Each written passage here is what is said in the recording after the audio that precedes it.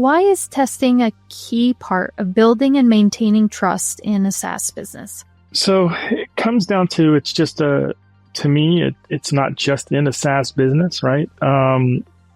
You need to be able to provide to your clients a sense of confidence that their data is protected within the confines of your application.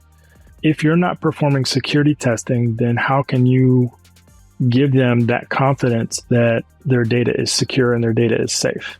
I can tell you my door is locked, but unless I prove to you that it's locked, you can only take my word for it, right? So when you talk about testing from security application or security standpoint, you are giving someone that sense of security that what you are protecting that belongs to them is protected well.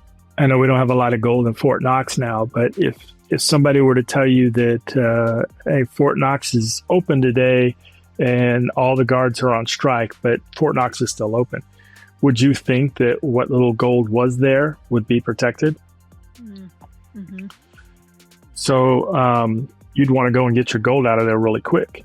So yeah, I mean, it's I guess I feel like it's a no-brainer that if you're not testing your application to make sure it's safe, then you can't justifiably tell your clients that you are doing everything you can to protect their data.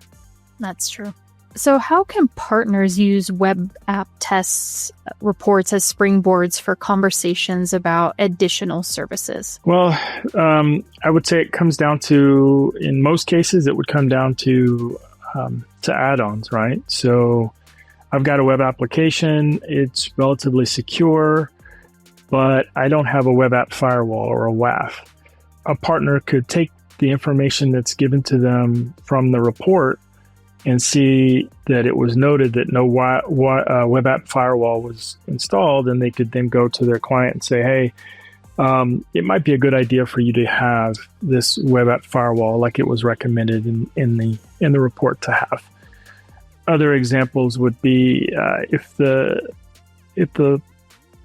partner is more of a consulting type, then it would give them the ammunition to justify everything that they've been saying with regard to the security aspect of the software development lifecycle, right?